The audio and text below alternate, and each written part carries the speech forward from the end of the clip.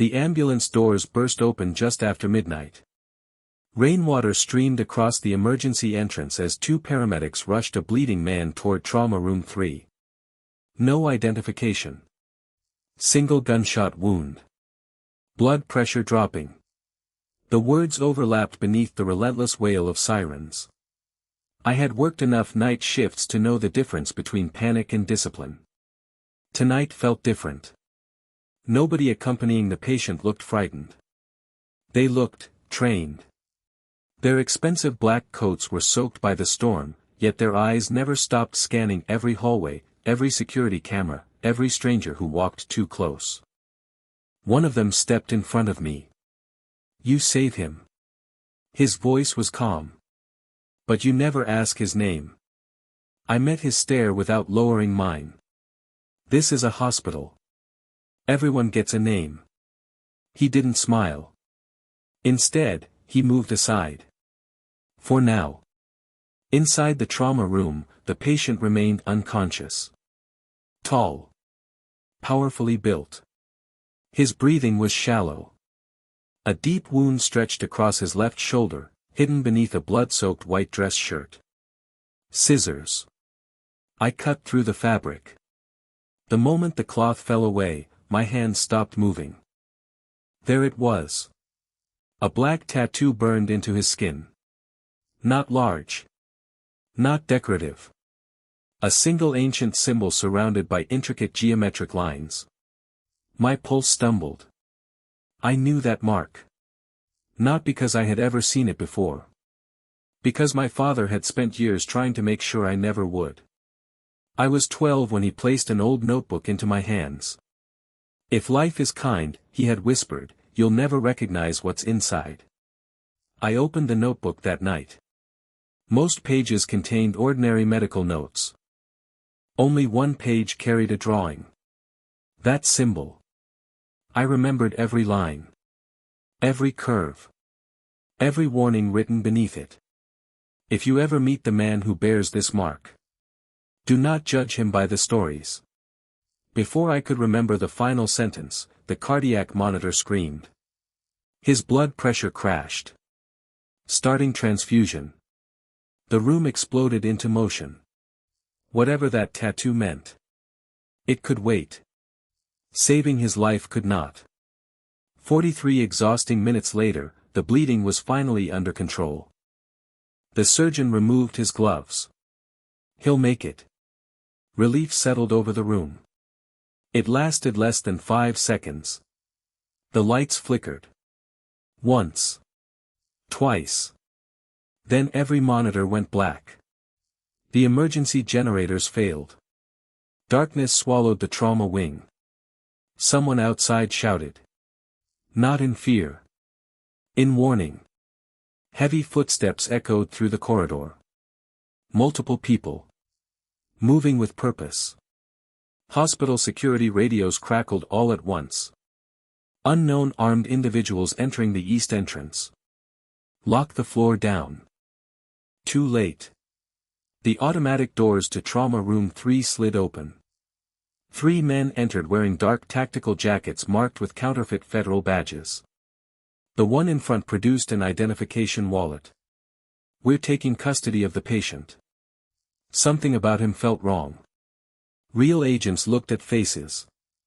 He looked only at the bed. Only at the unconscious man. Only at the tattoo. I stepped between them before I had time to question my own decision. He's not stable enough to move. The leader smiled politely. It was the coldest smile I had ever seen. Then you'll come with us. Behind me, the unconscious patient's fingers twitched for the first time. And before anyone else noticed. His hand quietly reached beneath the hospital blanket, toward something he had hidden long before he arrived. The room held its breath. 3 men stood in the doorway wearing federal credentials that looked convincing from a distance. Too convincing. The leader's eyes never met mine. They remained fixed on the unconscious patient. "I'll ask one more time," he said calmly. "Step aside." "I can't. He is under medical care." You'll be interfering with treatment. The man reached into his jacket. Not for a weapon. For paperwork. A transfer order. Stamped. Signed. Official. At least, that was the intention. I scanned the page for barely 2 seconds. The hospital logo was outdated. The authorization code used a formatting system our administration had abandoned months earlier. It was an excellent forgery. Just not excellent enough. This document isn't valid. His expression changed. Only slightly. But it was enough. Without another word, he folded the paper and nodded to the 2 men behind him. The conversation was over. Before anyone could move, the emergency generators roared back to life. White light flooded the trauma room. At the same instant, the patient opened his eyes. They were startlingly clear for someone who had nearly died less than an hour earlier. He assessed the room in seconds. The doorway. The false agents. Me. The 4-line. The heart monitor. Then his gaze stopped on my face. You're still here. His voice was weak but controlled. I should be. I answered without thinking. His eyes narrowed.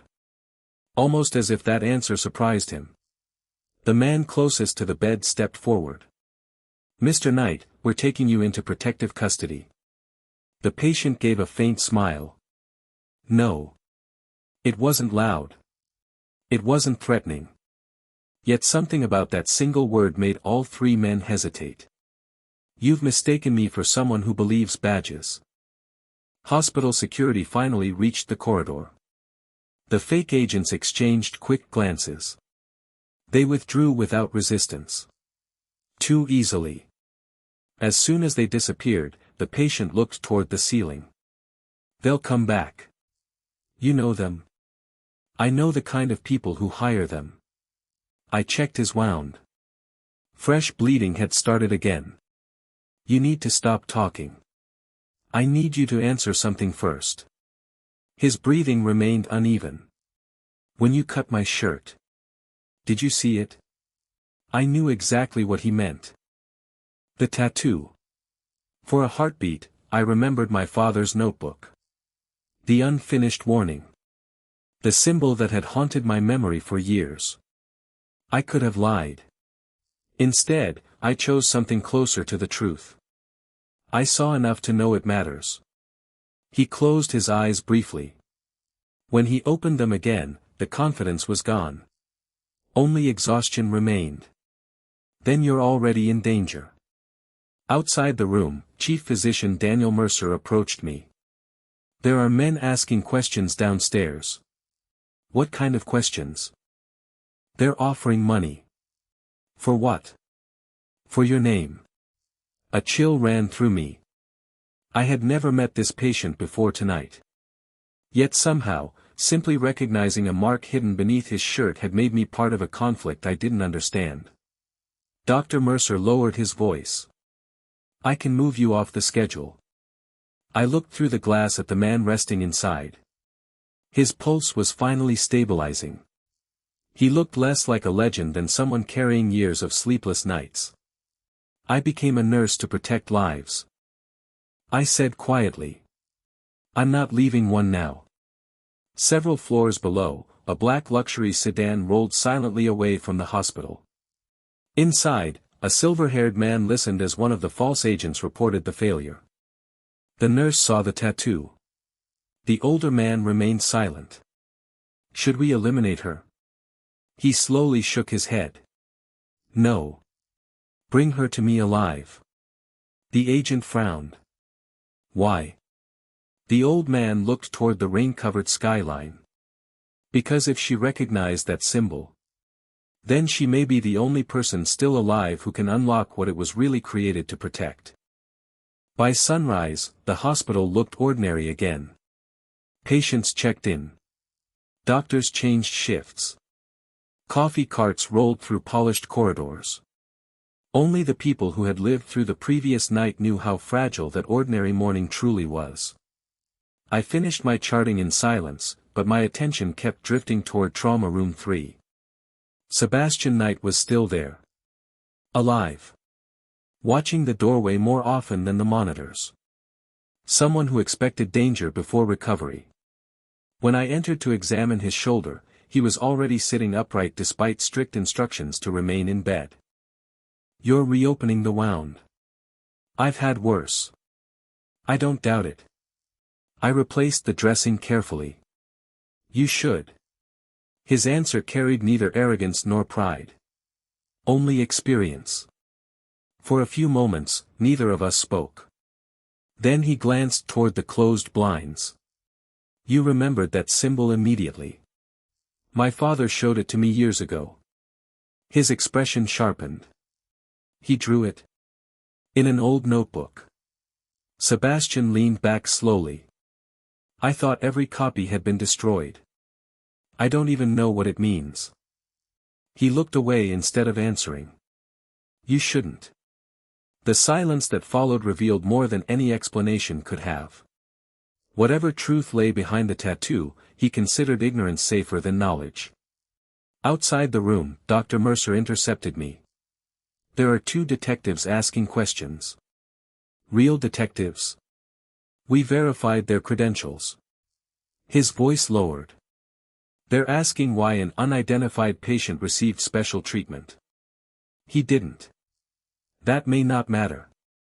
The hospital administration had already begun reviewing surveillance footage. Reporters were gathering outside after someone leaked details about the armed men. The story was spreading. Not because anyone knew who Sebastian was. Because hospitals were supposed to be safe. Last night had proved otherwise. Across town, a quiet meeting unfolded inside an abandoned theater undergoing renovation.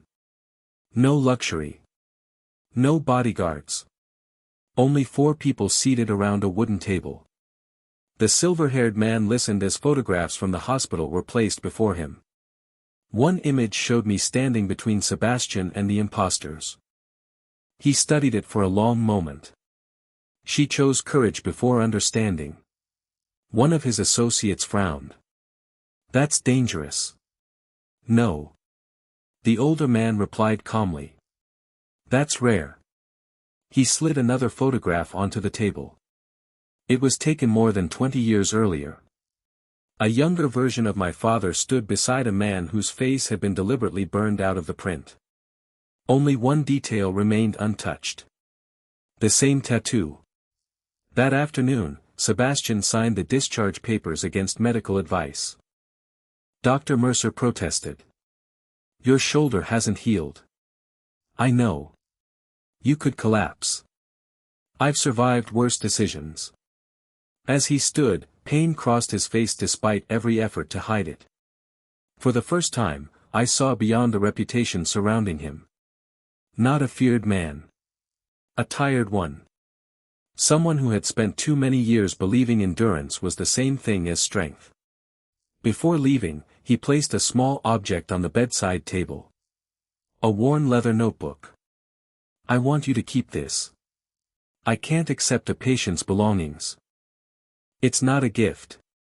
"What is it?" "Insurance." I looked at the notebook but didn't touch it. "What happens if I open it?" His eyes met mine. "You stop being a witness. And become part of the story." Before I could answer, alarms erupted throughout the hospital. Not medical alarms. Security alarms. Every electronic door on the floor locked simultaneously. Marcus, Sebastian's longtime security chief, burst into the hallway. "They're inside the building." "Who?" He didn't answer. Instead, he looked directly at Sebastian. "They found the notebook." Sebastian's expression hardened. "No." Marcus swallowed. "They found the copy. The original." He turned toward me. "Is already in her hands."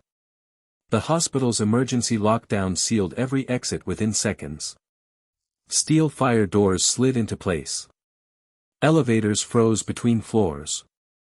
Patients looked around in confusion as nurses calmly guided them into nearby rooms, trying to prevent panic from spreading faster than the alarms. I slipped the worn leather notebook into my medical bag without opening it. Sebastian noticed. "Don't let anyone see that. I still don't know why everyone wants it." "You will." His answer carried no comfort. Only certainty. Marcus moved with practiced efficiency through the corridor, quietly directing two trusted security officers into defensive positions. They didn't wear uniforms. They looked like ordinary visitors. That, somehow, made them more unsettling. "We have less than 5 minutes," Marcus said. "To do what?" I asked. "To get both of you out before someone innocent gets caught in the middle." Sebastian shook his head. "No." Marcus stared at him. "If we leave now, they'll search every floor. They'll treat every patient as leverage." Sebastian closed his eyes briefly before speaking again. "We don't bring a war into a hospital." The sentence surprised me.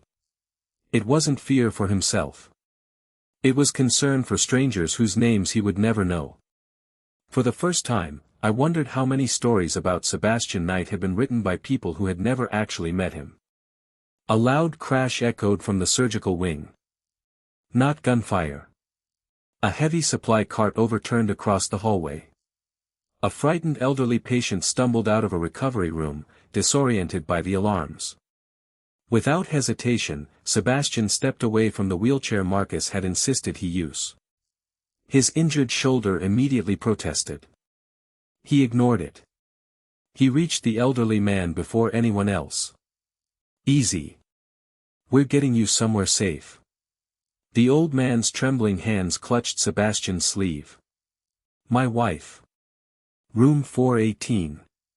"I know." Sebastian looked toward me. "Can you help her?" I nodded without thinking.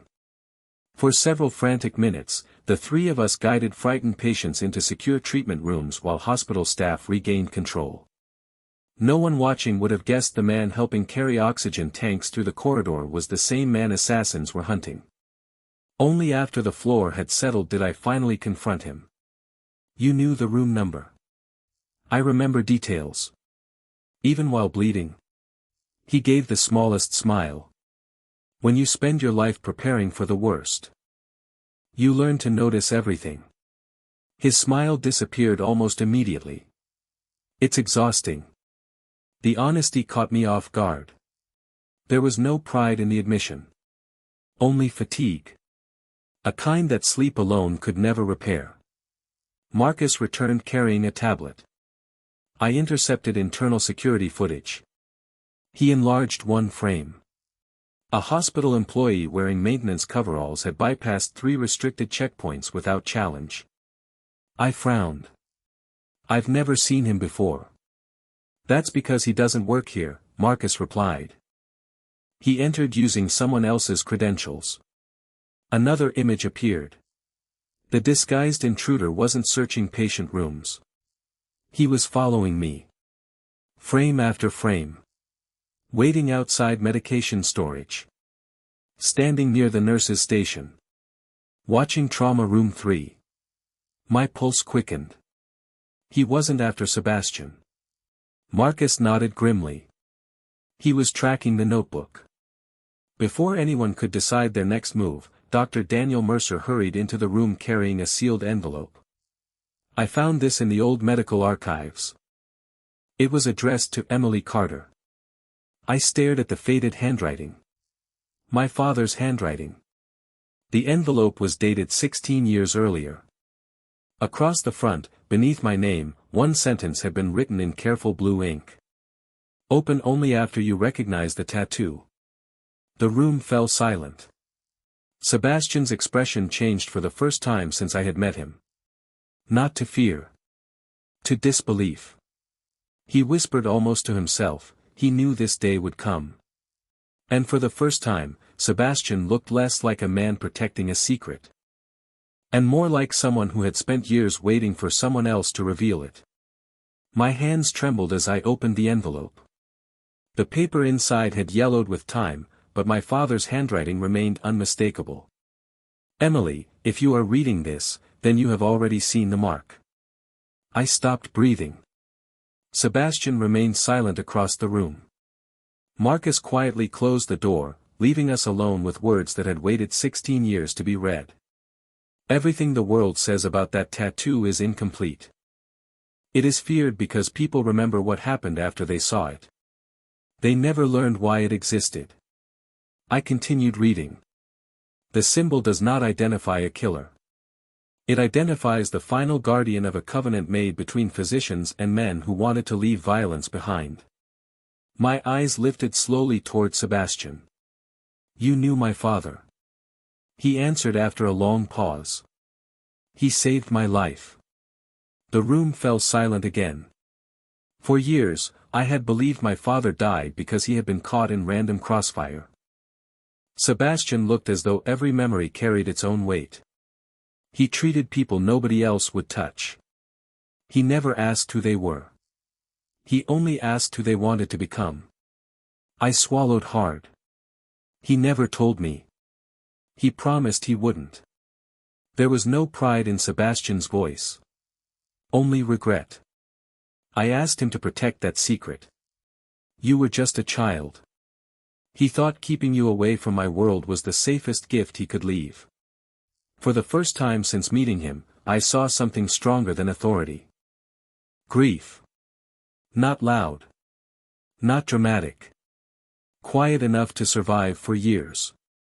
Marcus interrupted gently. We don't have much time. He placed several photographs across the table. Each showed abandoned clinics, hidden safe houses, and handwritten medical records. Every location had been attacked during the past year. Someone was systematically erasing every trace of the covenant my father had helped build.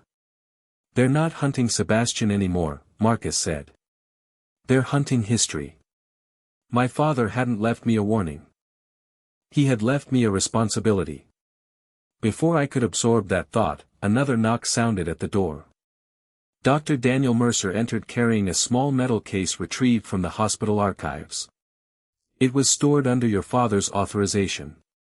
Inside lay old surgical instruments, faded patient logs, and a pocket watch. Beneath them rested a photograph. My father stood beside 3 younger men. One of them was unmistakably Sebastian. The other 2 faces had been crossed out with black ink. On the back, my father had written only one sentence. Trust the man who still carries the mark. I stared at Sebastian. You've spent all these years protecting something my father believed in. He shook his head. I've spent all these years failing to protect everyone who believed with him. His honesty cut deeper than any dramatic confession could have. He didn't see himself as a legend. He saw himself as the last survivor. Marcus's phone vibrated. His expression changed immediately. We've got a problem. What is it? Sebastian asked. Marcus turned the screen toward us. Hospital security cameras showed several armed intruders withdrawing from the building. Not fleeing. Escorting someone. I recognized the face instantly. Dr. Daniel Mercer. The physician who had just handed us my father's archive. They took him alive, Marcus said quietly. Sebastian's jaw tightened. They'll think he knows where the remaining records are. He doesn't, I replied. Marcus looked at me. No. But they'll make him wish he did. Sebastian reached for his coat despite the fresh bandages across his shoulder. I stepped in front of him. You're still injured. He met my eyes. So was your father. Before I could answer, my phone vibrated. A message arrived from an unknown number. It contained only a photograph. Dr. Mercer sat tied to a chair beneath a single hanging light. Across the image, one sentence had been typed in white letters. Bring the nurse, or the doctor dies before sunrise. The message stayed on my phone long after the screen dimmed. No demands. No negotiation. Only a deadline. Dr. Mercer had spent 20 years teaching young physicians that every life deserved the same chance. Now someone intended to turn his compassion into a weapon. Marcus reached for my phone. They want us emotional. They've succeeded. He deleted the image from the display but not from my memory. Sebastian stood near the window, staring across the gray skyline. His shoulder had begun bleeding through the fresh bandage again, yet he made no effort to stop it. "You're reopening the wound," I said quietly. "I'm reopening old mistakes." His answer was barely audible. Within an hour, we relocated to a forgotten rehabilitation clinic on the outskirts of the city. It had once belonged to the network my father helped establish before it was abandoned years earlier. Dust covered the examination rooms. Medical charts remained stacked inside rusted cabinets. The place smelled of antiseptic and forgotten promises. While Marcus coordinated information, I cleaned Sebastian's wound for the second time that day. He didn't flinch. He rarely did. "What hurts?" I finally asked. "The shoulder." He shook his head. "The people who keep paying for my decisions." I looked up. "You didn't kidnap Dr. Mercer." "No." "You didn't create the people hunting us." "No. But every enemy they have, they found because of me." His voice carried no self-pity. Only accountability. For the first time, I realized his greatest weakness wasn't fear of dying. It was the belief that everyone who stood beside him would eventually suffer. Marcus entered carrying an encrypted drive recovered from one of the abandoned clinics. It was hidden inside an X-ray viewer. The files contained financial records, coded patient transfers, and decades of correspondence between anonymous doctors. One document caught my attention. A list of names. Some crossed out. Some highlighted. Beside my father's name appeared one handwritten note. "Succeeded." Beside Sebastian's. "Still waiting." "What does that mean?" I asked. Neither man answered immediately. Finally Sebastian spoke. "My generation was supposed to end the covenant. Instead, I became the reason it survived." Before we could examine the remaining files, the clinic lost power. Marcus immediately extinguished every light that still remained. No one moved. Silence settled over the building. Then came footsteps. Slow. Measured. Not many. One person. The front door creaked open. An elderly woman entered carrying nothing except a weathered leather satchel. She wore no fear on her face. Only disappointment. Her eyes rested on Sebastian. "You've grown older. You've grown lonelier." Sebastian lowered his head with unexpected respect. "Dr. Evelyn Harper." I frowned. "You know her?" He nodded. "She trained your father." The woman turned toward me. "So you're Emily." She smiled sadly. "He always hoped you'd choose healing before revenge." Before I could respond, she removed a sealed glass vial from her satchel. Inside was a tiny rolled piece of paper. The Covenant kept one final message hidden. She handed it to me. "It belongs to you now." I carefully unrolled the paper. It contained only a short sentence written in my father's unmistakable handwriting. The tattoo was never meant to identify the guardian. My heart began racing. I read the second line. It identifies the person the guardian was sworn to protect. The room fell completely silent. Slowly. Every pair of eyes turned toward me. Sebastian looked as though the ground had disappeared beneath him. For years he had believed the mark defined who he was. Instead, it had been pointing toward someone else all along. No one spoke. The revelation hung in the abandoned clinic like dust suspended in morning light. I read my father's words again, hoping they would somehow change. They didn't. The tattoo had never identified the guardian. It identified the life worth protecting. My life. I looked toward Sebastian. You knew. His silence answered before his voice did. I knew there was someone. I never knew it was you.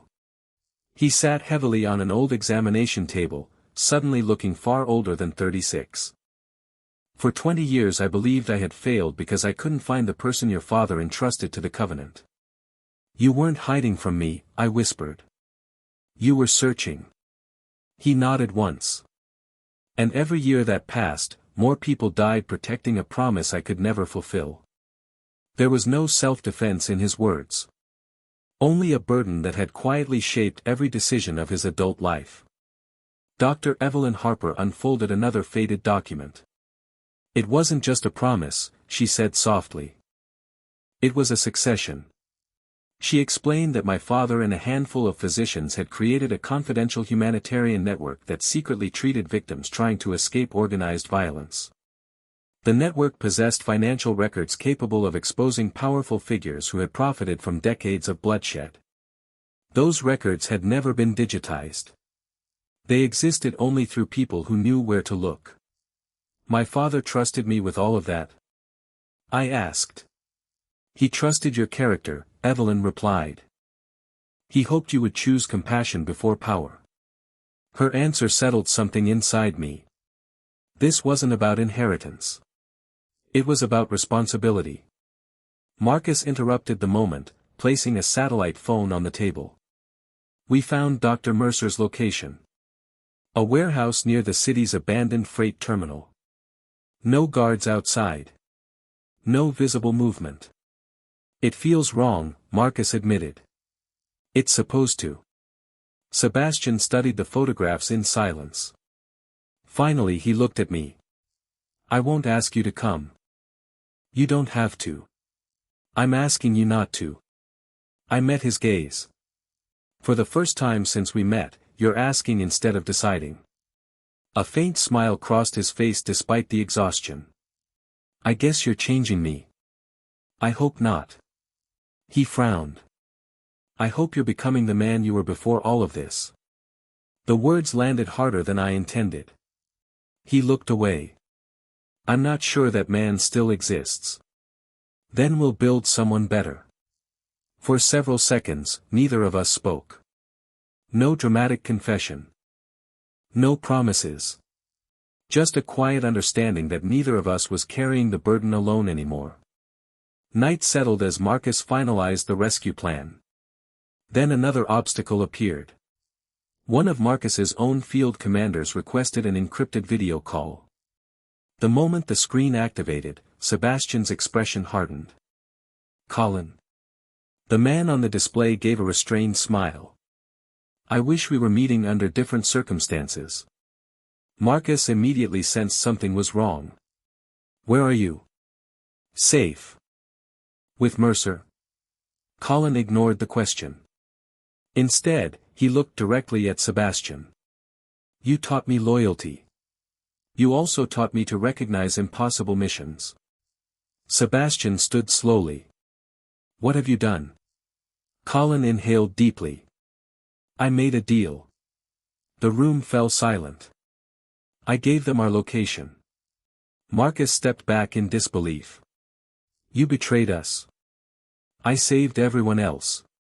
Colin's voice cracked for the first time. They promised they'd stop hunting our families. Sebastian closed his eyes. Not in anger. In heartbreak. He had trusted Colin for 13 years.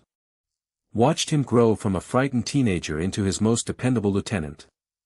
Now fear had accomplished what violence never could. It had turned loyalty into surrender. Before the connection ended, Colin whispered one final sentence. They're already surrounding the clinic. The lights outside suddenly disappeared. One by one. Every security camera feed went black.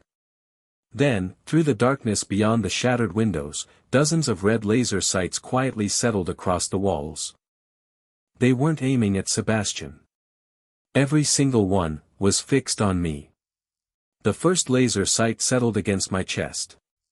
Then another. Then 10 more. The abandoned clinic became impossibly still. No one fired. Whoever surrounded us wanted something more valuable than blood. They wanted surrender. Marcus quietly counted the red dots through a cracked window. At least 20.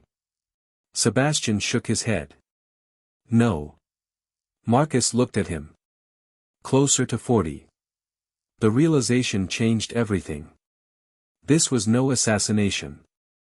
It was an operation designed to erase the last witnesses to a forgotten history. A loudspeaker crackled outside. Emily Carter. The voice belonged to the silver-haired man who had remained invisible until now. You were never our enemy. His tone carried neither rage nor urgency. Walk outside alone. Everyone else leaves alive. Marcus whispered, he's lying. Sebastian never looked away from the shattered doorway. I know. What if he isn't? I asked. Both men turned toward me. If one decision saves dozens of lives. Sebastian interrupted immediately. That's exactly how people like him win. His words were firm. Not controlling. Protective. For the first time since we met, I realized he no longer viewed himself as my guardian because of an old promise. He was choosing to protect me because I mattered to him. Dr. Evelyn Harper opened a forgotten cabinet near the rear hallway. Behind it lay a narrow service tunnel once used to evacuate patients decades earlier. It leads beneath the old chapel. Marcus smiled for the first time all night. We have an exit. Sebastian didn't move. They'll follow. They'll follow me, I answered. No. His reply came instantly. I'm done letting other people carry consequences that belong to me. His voice wasn't loud. It didn't need to be. The man who once believed everyone suffered because of him had finally reached a different conclusion. Pain could not always be prevented. But responsibility could be shared. Before anyone decided, the clinic doors opened on their own. The silver-haired man entered without body armor or visible weapons. He walked with the confidence of someone certain he had already won. My name is Victor Ashcroft. He stopped several feet away. I knew your father, Emily. The sentence struck harder than any threat. You killed him. Victor's eyes filled with something unexpected. No. I begged him to leave. He refused. He believed people could still choose mercy. Victor looked toward Sebastian. And you spent 20 years trying to prove him right. Silence answered him. Victor slowly removed an old photograph from his coat. It showed 3 young men beside my father. One was Sebastian. Another had been crossed out years earlier. The third was Victor. You were part of the covenant, I whispered. I founded it. The room seemed to tilt beneath me. Victor closed his eyes briefly. We healed murderers who wanted redemption. We protected families. We believed violence could end. What happened? Sebastian asked quietly. Victor smiled without joy. The world kept rewarding monsters. So I decided fear worked better than forgiveness. The greatest enemy we had been chasing had never wanted the covenant destroyed. He wanted to transform it into something my father would never recognize. Victor extended his hand toward me. Come with me. The records remain protected. The hospitals survive. No more doctors die. Every offer sounded reasonable. Every word carried a cost. I stepped forward. Marcus reached for his weapon. Sebastian raised one hand, stopping him.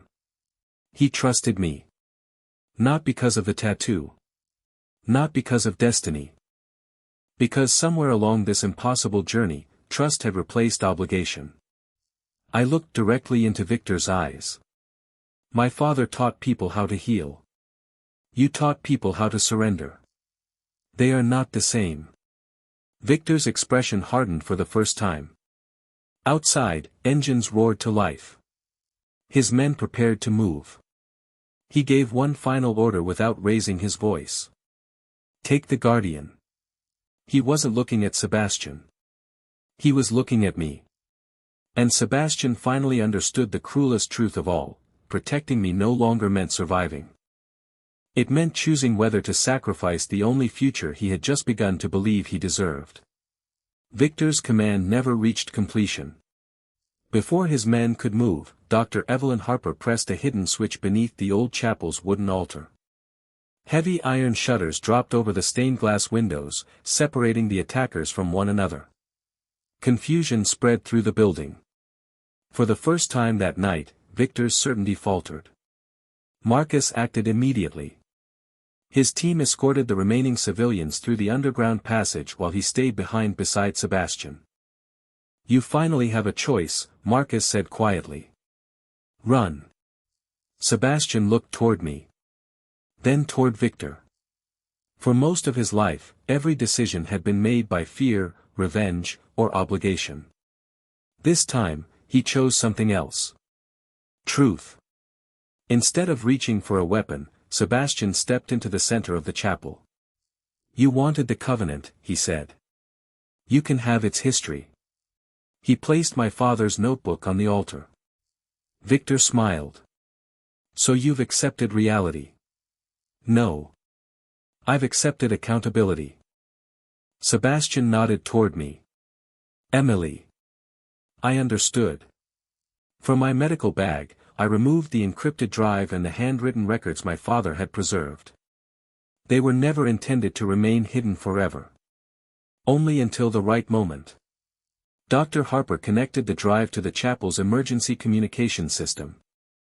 Marcus redirected the signal through hospital and municipal backup networks. Within seconds, decades of financial records, witness statements, medical logs, and evidence identifying the people who had corrupted the covenant began transmitting simultaneously to investigative journalists, federal prosecutors, medical ethics boards, and international anti-corruption agencies. Victor lunged toward the altar. Too late. The truth no longer belonged to one person. It belonged to everyone. Outside, sirens approached from every direction. Not hired men. Not private security. Official investigators responding to evidence that could no longer disappear. Victor looked at Sebastian with quiet disappointment. You still believe the world rewards mercy? Sebastian answered without anger. No. I believe someone has to choose it first. Victor lowered his head. For the first time, the man who had built an empire through fear looked exhausted instead of powerful. He offered no resistance as officers entered the chapel. His war ended not with vengeance, but with exposure. Several months later, Chicago felt different. Not safer. Healing never happened that quickly. But the hidden clinics once abandoned had reopened as legitimate community medical centers funded through recovered assets. Dr. Mercer returned to teaching. Marcus accepted a quieter role overseeing security for the humanitarian network instead of a criminal organization. Sebastian disappeared from public life. Rumors claimed he had vanished overseas. Others insisted he still watched over the city from the shadows. Neither story was completely true. One autumn afternoon, I finished my shift at the first clinic rebuilt in my father's name. As I locked the entrance, I noticed a familiar man helping an elderly patient carry groceries across the street. Simple jacket. No tailored suit. No bodyguards. Only a faint scar near his shoulder where the tattoo remained hidden beneath ordinary clothes. He saw me watching. You still notice everything, he said. I smiled. Occupational habit. He laughed softly, perhaps for the first time without restraint. There were no dramatic declarations. No promises about forever. He simply held out a small envelope. Inside was the old photograph of my father, Victor, and Sebastian. The black ink crossing out Victor's face had been carefully removed during the investigation. History had been restored, not rewritten. On the back, Sebastian had added one final sentence beneath my father's handwriting. Fear made the tattoo famous. Compassion gave it meaning. We stood together as the clinic lights reflected across the evening sidewalk. The symbol every assassin once feared had never represented death. It represented the courage to protect life when violence seemed easier. And perhaps that was the rarest kind of strength of all. Some legends survive because no one defeats them. The greatest ones endure because ordinary people choose to continue what they began.